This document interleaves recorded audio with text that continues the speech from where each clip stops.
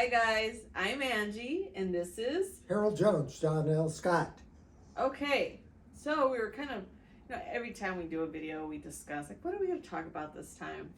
So we're having a conversation about sellers and all sorts of things.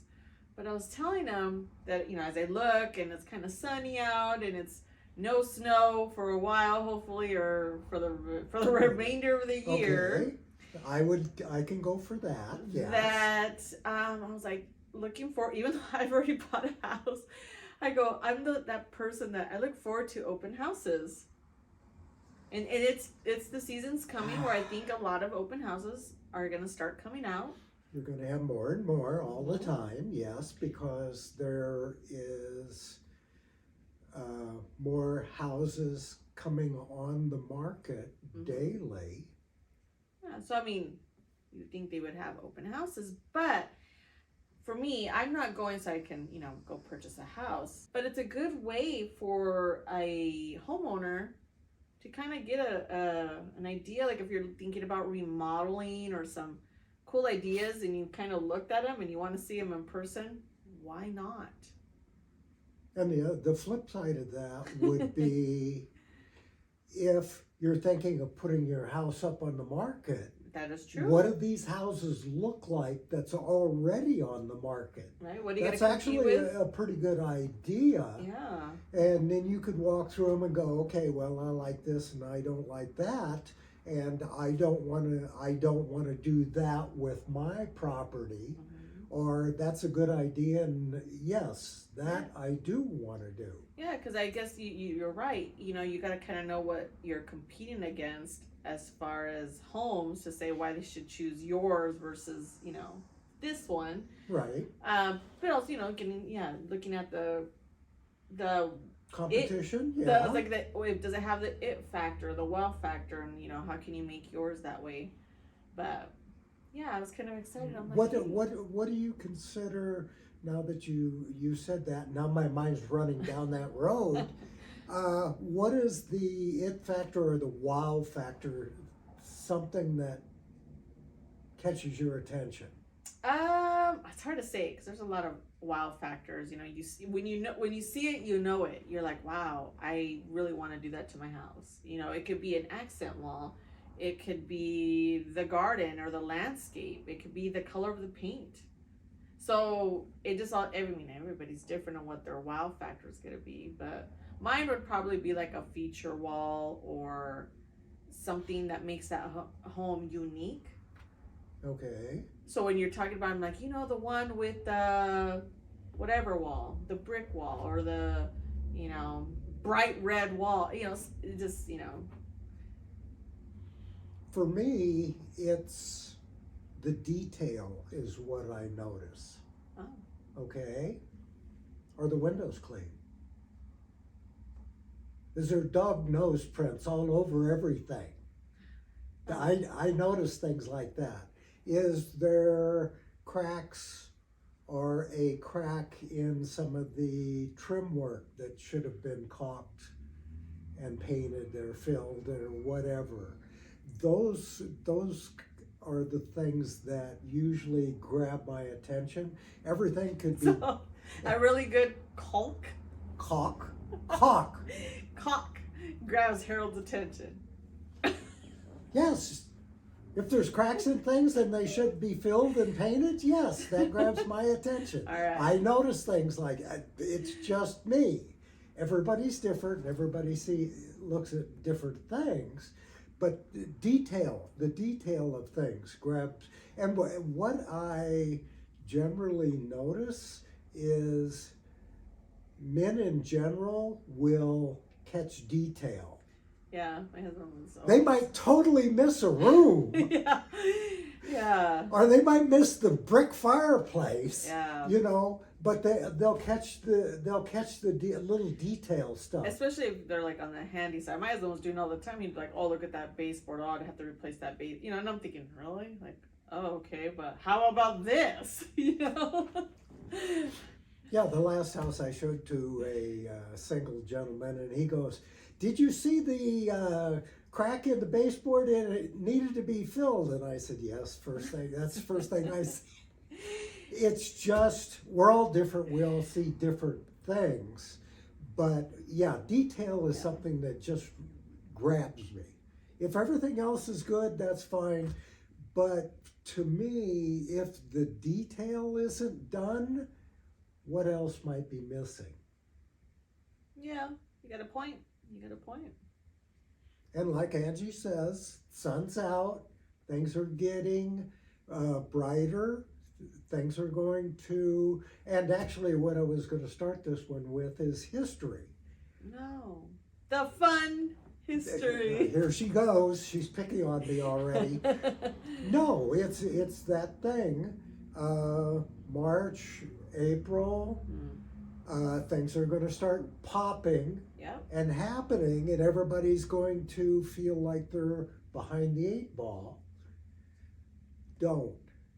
Go ahead, start slowly ramping up, getting things taken care of, and then you're not under a bunch of pressure because the weather's going to be nice and you're going to be wanting to do other things. If the sun's out, I just want to go outside. Yeah. You know, when it's like the muggy, gross, rainy days, well, then focus on the inside. And when it's nice and sunny, then you can kind of look like, oh, you know, there's mush. Because I've been to some properties where it's mush and you walk on the grass and you start to sink in. So then you kind of know, like, okay, we kind of have to, well, it's mushy is probably the easiest time to try to flatten out that footprint or, you know. But, yeah, I mean, start working on it. Start working on the insides. Start working on it if that's your plan is to sell, because the last thing you want to do is be, like Harold says, in a crunch, stressed out, you know. Yeah, because it's all going to start happening really soon. And I was just thinking about it the other day, and I was thinking, it's coming up, it's going to happen. It happens every year. But everybody wants to be surprised, you know, and there's really no surprise. Yeah. It's all cyclical. We're going to have the kickoff here, and then it's going to go all the way through summer, and then we're going to have that race towards the end. Yep. And the other thing I wanted to throw in, I don't want to beat this too much, but you have to remember everything takes months.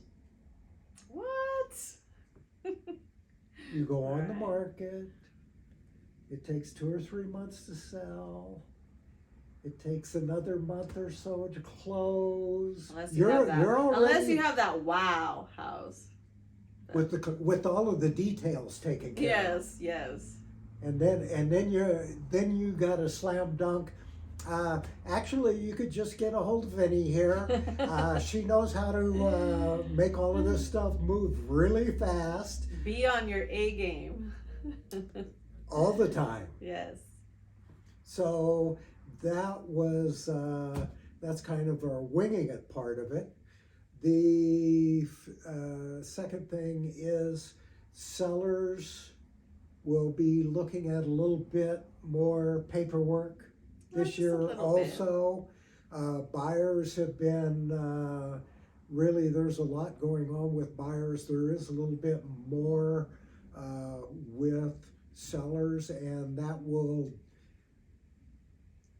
it's basically going to give the seller a little bit more description of where the compensation goes that the seller is paying, if he wants to pay it, and how it's split amongst the agents and the companies. Okay? Yep. I'll say a little thing about the compensation. Everyone, and I've heard this too many times over the years, everyone thinks just the agent gets that check and they stuff it in their pocket. It doesn't work like that, does it, Angie? Nope, everybody gets a piece of the pie. Yep. And then the agent gets their part. Yeah.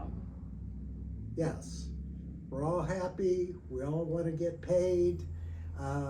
We don't mind sharing.